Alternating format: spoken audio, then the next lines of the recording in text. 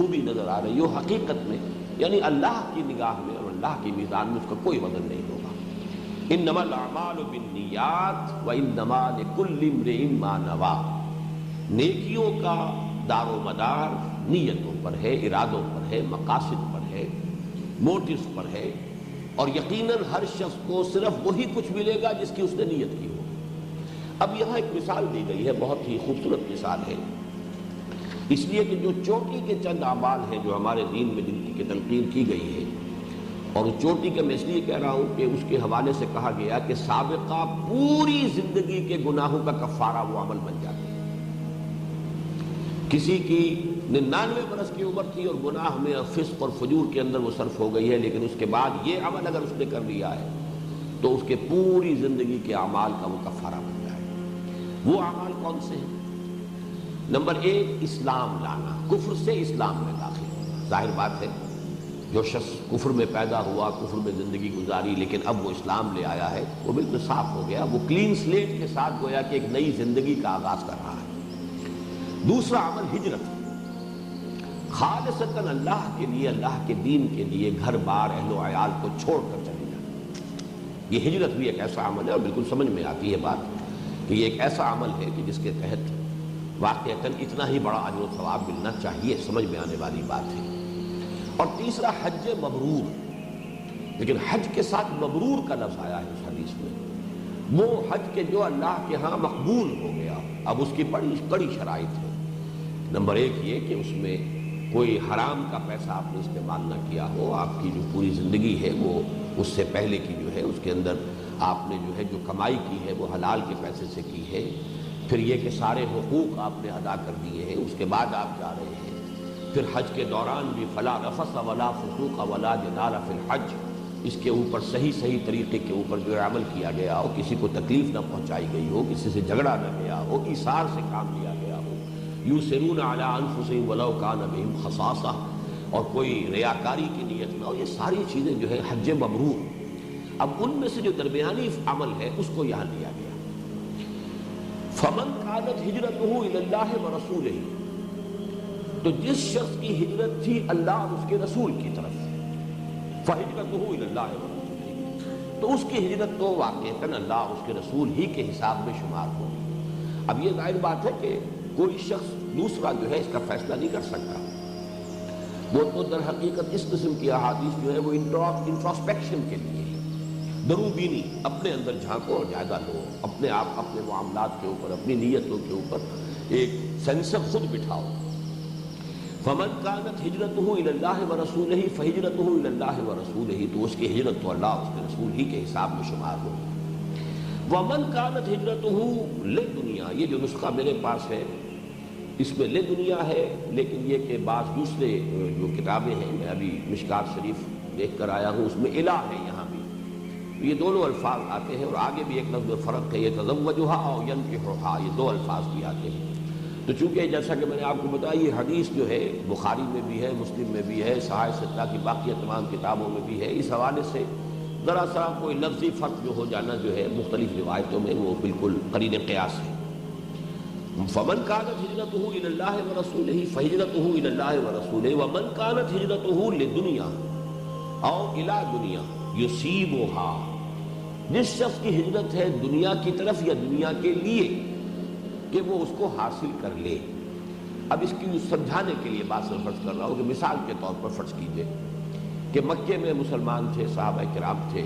اب ان میں سے بعض ایسے بھی تھے کہ جو دستکار تھے، ہاتھ سے محنت مزدوری کرتے تھے، مثلا خباب بن الارت رضی اللہ تعالیٰ عنہ، یہ ایک لوہار تھے۔ اب یہ کہ فرض کیجئے، میں ان کے حوالے سے یہ بات نہیں کہہ رہا ہوں، میں نے صرف مثال دی ہے کہ اب جب تمام صحابہ ہجرت کر گئے، اور ظاہر بات ہے کہ مشرکین تو ان کا بائیکاٹ کرتے تھے، اب فرض کیجئے کہ اب اس کے پاس کام نہیں ہے، کوئی شخص جو ہے وہ ان سے ڈیل کرنے کے لیے تیار نہیں ہے، تو اب مجبوراً اس نے بھی ہجرت کر لی ہو۔ اب یہاں تجزیہ ہوگا کہ ان کی ہجرت جو ہے in the hearts of his heart, in the heart of his hearts, اپنے قلب کی گہرائیوں میں اس کا اصل موٹیو کیا بنا،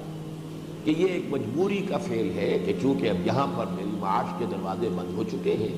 یا یہ کہ بظاہر جو ہے وہ بند ہو گئے ہیں، لہذا اب مجھے یہاں سے ہجرت کیے بغیر چارہ نہیں ہے۔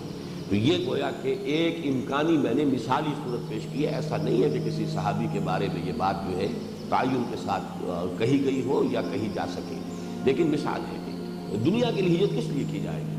وَمَنْ كَانَتْ هِجْرَتُهُ لِدُنْيَا أَوْ إِلَىٰ دُنْيَا يُصِيبُهَا، جس کی ہجرت تھی دنیا کے لیے، دنیا سے مراد معاش ہے، معاشی اپنی ضروریات ہے. یا فرض کیجئے کہ کسی اور شخص نے بہت دیر میں ہجرت کی ہو، یہ دیکھ کر کہ اب تو مسلمانوں کو وہاں پہ غلبہ حاصل ہوتا جا رہا ہے، جلدی سے پہنچو تاکہ اس کے اندر تمہارا بھی حصہ ہو جائے. یہ میں صرف مفروضات کے اوپر بات کر رہا ہوں کہ اب ابتدا میں تو ہجرت نہیں کی، جیسا کہ سورہ نساء میں بھی آیا ہے کہ اے مسلمانوں جب تک یہ ہجرت نہیں کرتے ہیں ان کو بلکہ ایک طرح کے منافق قرار دیا گیا، الا یہ کہ کوئی شخص اتنا بوڑھا تھا کہ اس کے لیے سفر ناممکن تھا، یا اتنا علیل تھا، مریض تھا کہ سفر ناممکن تھا، یا خواتین تھی کہ جو سفر نہیں کر سکتی تھی، تو ان کا معاملہ تو دوسرا ہے. لیکن یہ کہ کوئی شخص صحت مند تھا اور بھلا چنگا تھا اور اس کے پاس وسائل بھی تھے اور وہ ہجرت کر سکتا تھا، پھر بھی اس نے ہجرت نہیں کی، تو سورہ انفال میں فرمایا گیا ہے مسلمانوں تمہارا ان سے کوئی تعلق نہیں، ما لکم من ولایتہم من شیء حتی یہاجروا، جب تک کہ وہ ہجرت نہیں کرتے تمہارا ان سے کوئی تعلق نہیں. بلکہ بڑی تفصیلی احکام دیے گئے ہیں کہ اگر ایسی کسی قوم کے اوپر مسلمان حملہ کریں، کسی قبیلے کے اوپر، اور اس قبیلے کے اندر کوئی مسلمان بھی موجود تھے کہ جنہوں نے ہجرت نہیں کی تھی، تو ظاہر بات ہے کہ پھر وہ ان کو امان حاصل نہیں ہے. وہ اگر اس کے اندر وہ بھی ہلاک ہو جائیں تو کسی مسلمان کے اوپر کوئی الزام نہیں آئے گا اس لیے کہ انہوں نے ہجرت کیوں نہیں کی تھی وہاں سے. وہ تفصیل سے چیزیں آئی ہیں، مختلف صورتیں ہیں کہ جو ہو سکتی ہیں، لیکن یہ کہ ہجرت فرض تھی. اب ہجرت جو شخص کر رہا ہے صرف اس لیے کہ اللہ کا حکم ہے، اللہ کے رسول کا حکم ہے. اب تقاضا یہی ہے کہ تمام قوت کو جو ہے ایک مرکز پر مجتمع کر دیا جائے تاکہ پھر کہیں سے ہم اقدام کا جو ہے مرحلہ اس کا آغاز کر سکیں. اس کو اچھی طرح سمجھ لیجئے کہ ہجرت فرض کیوں ہوئی. حالانکہ باقی اعتبارات سے تبلیغ دین اگر سامنے ہو صرف تو ہجرت کی فرضیت کی کوئی حکمت سمجھ میں نہیں آتی. جہاں جہاں مسلمان تھے وہاں تبلیغ کا کام جاری رکھ سکتے تھے.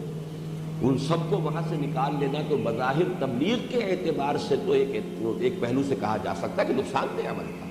جہاں جہاں وہ تھے وہ وہاں پر مسلسل جو ہے وہاں اپنی دعوت پیش کرتے رہتے، تبلیغ کرتے رہتے.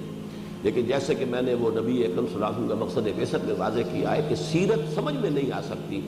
جب تک کہ وہ آیت مبارکہ سمجھ میں نہ آئے کہ هو الذی ارسل رسولہ بالہدی ودین الحق لیظہرہ علی الدین کلہ. اظہار دین حق علی الدین کلہ یہ مقصد بعثت محمدی صلی اللہ علیہ وسلم. تو گویا کہ تمام چیزیں اب اس کی نسبت سے طے پائیں اور اس اظہار کے لیے ضروری تھا کہ اب جب کہ اقدام کا مرحلہ آ گیا ہے تو جتنی اویلیبل ہمارے پاس ورکنگ فورس ہے، مین پاور ہے، وہ سب ایک مرکز پر آ جائے تاکہ پوری قوت کے ساتھ جو ہے کفر کے خلاف اور ائمہ کفر کے خلاف اقدام کیا جا سکے. اس کے لیے وہ ہجرت اب سمجھ میں آ گئی کہ واقعتاً لازم ہے، ورنہ یہ کہ ہجرت کی فرضیت جو سمجھ میں نہیں آتی. کہیں تو فرض کیجئے کہ مسلمانوں کو مارا جا رہا ہے، کوئی اور پرسیکیوٹ کیا جا رہا ہے تو وہ مجبوراً وہاں سے جا رہے ہیں. پہلی ہجرت جو تھی ہجرت حبشہ وہ اس نوعیت کی تھی، دوسری ہجرت جو ہے ہجرت مدینہ وہ اس نوعیت کی نہیں تھی. یہ در حقیقت اسٹریٹجک تھی. اب یہ تو ایک اس اظہار دین الحق علی الدین کلہ کے جد و جہد کا ایک مرحلہ تھا. یہ ہجرت فرض کی گئی اور جس نے ہجرت نہیں کی اسے گویا کہ منافقین میں سے شمار کیا گیا. اس کے لیے امان نہیں رہی، اسے اس کا جو بھی ایمان ہے اور جو کلمہ شہادت ہے اس کی بھی ڈھال جو ہے اس کے لیے تسلیم نہیں کی گئی. اہل ایمان سے کہہ دیا گیا کہ تمہارا ان سے کوئی تعلق نہیں. لیکن اب یہ عمل کوئی شخص کر رہا ہے تو کرنے میں موٹیو کیا ہے؟ واقعتاً اللہ کے دین کے غلبے کی خواہش، اللہ کے رسول کا حکم یہی پیش نظر ہے، اللہ کی رضا جوئی ہی پیش نظر ہے، صرف اسی کے لیے ہجرت کی جا رہی ہے. یا یہ جیسا کہ میں نے امکانی طور پر آپ کے سامنے مثالیں رکھی کہ فرض کیجئے کہ کوئی دستکار ہے اور وہ اس وجہ سے ہجرت کرنے پر مجبور ہو گیا ہے کہ اب لوگ اسے کام نہیں دے رہے، اس کے کلائنٹس جو ہے وہ سب کے سب ہجرت کر گئے تو مجبوراً وہ بھی جا رہا ہے. یا یہ کہ جب دیکھا کہ اب مسلمانوں کو غلبہ حاصل ہو رہا ہے تو اب وہ بھی چلے آ رہے ہیں کہ اب وہ دور آ گیا ہے. جیسے کہ سورہ عنکبوت جو ہمارے منتخب نصاب کا جو اہم درس ہے اس کا پہلا رکوع، اس میں فرمایا کہ ایسے لوگ بھی ہوں گے کہ وَلَئِن جَاءَ نَصْرٌ مِّن رَّبِّكَ لَيَقُولُنَّ إِنَّا كُنَّا مَعَكُمْ. آپ کے رب کی طرف سے اگر مدد آ جائے گی تو وہ کہیں گے ہم بھی آپ کے ساتھ تھے. پھر وہ بھی ہجرت کر کے آ کر شریک ہو جائیں گے کہ جو بھی اب اس کی جو فتوحات ہیں اس میں ہمارا بھی حصہ ہو. اس کے ساتھ ہی دوسری ایک اور مثال دی گئی، اب امرأۃ ینکحھھا او یتزوجھا، یہ دو الفاظ ہیں علیحدہ. یا کسی نے ہجرت کی ہے کسی خاتون کے لیے کہ ان سے نکاح